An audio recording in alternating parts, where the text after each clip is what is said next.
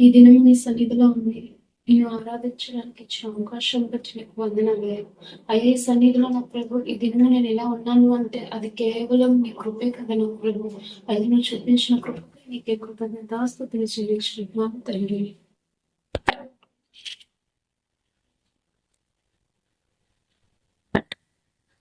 అయ్యా, ఈరోజు ఎవరు కంట పడకుండా బైబిల్ తీసుకొచ్చాడు. ఇప్పుడు వచ్చినా సరే ఎవరో ఒకరు చూడడము, ఎక్కడికి వెళ్తున్నావు అని అడిగితే సరిపోతుంది. వాళ్ళు సమాధానం చెప్పలేకపోతున్నాను అనుకో, దీన్ని ఈ రోజు కవర్ చేసుకొని తీసుకొని వచ్చి అయ్యా.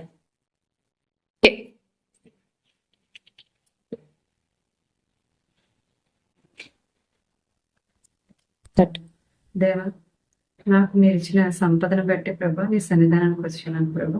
అందుని బట్టి నీకు వందనాలు తండ్రి.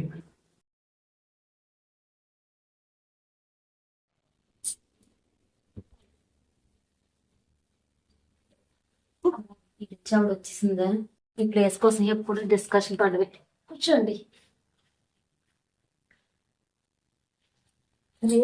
ఏసయ్యా, నాకు ఆస్తిని ఇచ్చావు, బంగారాన్ని ఇచ్చావు, ఇల్లు ఇచ్చావు ఏసయ్యా, నీకు వందనాలు. మరి సంఘంలో అందరికంటే నన్నే హెచ్చించావు ఏసయ్యా, మరి అందుని బట్టి నీకు వందనాలు ప్రభా. మరి అందరూ కూడా నాకే లోబడాలి. నన్ను ఇంకా ఆశీర్వదించండి ఏసయ్యా. ఇంకా నాకు ఇంకా బోలెడు కావాలి ఏసయ్యా. ఇవన్నీ నువ్వు ఇస్తున్నావు, నీకు థాంక్స్.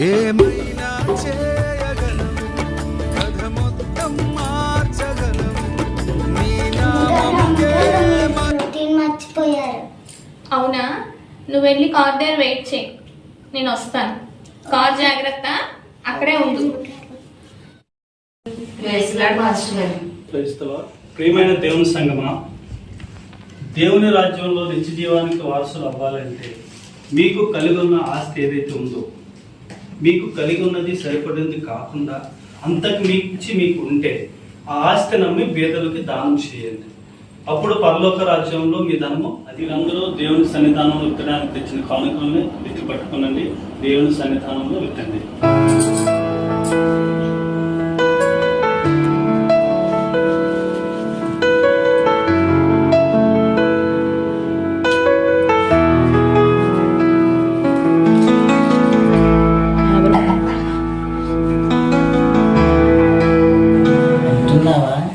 వాక్యం నీ గురించే. ఎందుకంటే పాస్టర్ గారు ఎప్పుడు నీ బంగారం ఇచ్చే, నీ ధనం ఇచ్చే, నీది ఇస్తేనే పరలోకం లేకపోతే లేదు, గాజులు ఇచ్చే, చోరీలు ఇచ్చే, గొలుసు ఇచ్చే, ఇదే వాక్యం ఉంటుంది. ఎప్పుడైనా ఆలోచించావా? ఒకసారి ఆలోచించు.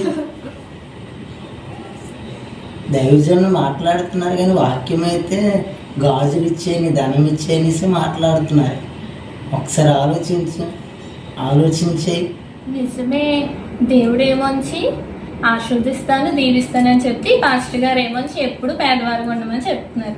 దేవుడు ఏమొంచి నా కోసం అన్నీ ఇస్తే ఈ పాస్టర్ గారు ఏమొంచి ఎప్పుడు ఇచ్చే అని అంటూనే ఉంటారు. అందుకేనేనమ్మా నేను ఇంక రాని సంఘానికి. ఆలోచించావా? అంత ధనం ఉండి కూడా ఆమె 10 రూపాయలే వేసింది, నీవేమో 50 రూపాయలు వేసావు. ఒక్కసారి ఆలోచించుకో. దేవా, వాక్యం ద్వారా నాతో మాట్లాడావు కదయ్యా.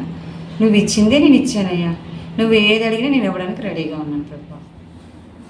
ఒకడు ఇచ్చే కానుక వానికి కలుగజేయను, అది గొప్పవారి ఎదుట వానికి రప్పించును. నువ్వు ఎందుకు తెచ్చానన్నా నేను తర్వాత. ఇప్పుడున్న నాకున్న పరిస్థితిని బట్టి నేను ఏం చేయాలి, ఎవరి దగ్గరికి వెళ్ళాలి, నాకు ఏం అర్థం కావాలి.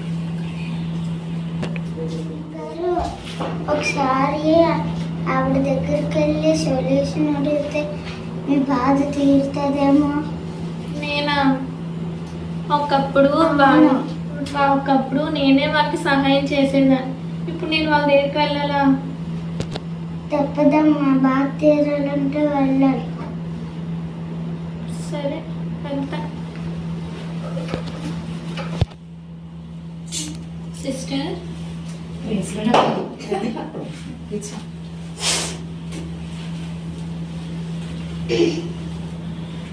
నాకు ఒక అవసరం ఉంది సిస్టర్, దాన్ని మీరు తీర్చగలరా?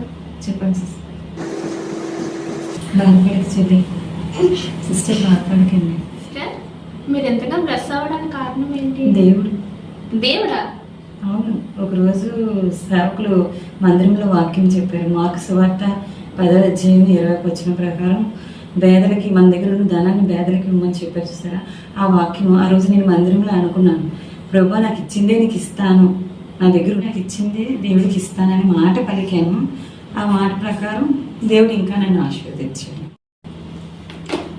అవును, ఆ రోజు దేవుడు సేవకుల ద్వారా మాట్లాడు, నీ దగ్గర ఉన్న ధనాన్ని పేదలకు ఇవ్వమని. అంటే అర్థం ధనం మీద వ్యామోహం ఉండకూడదని.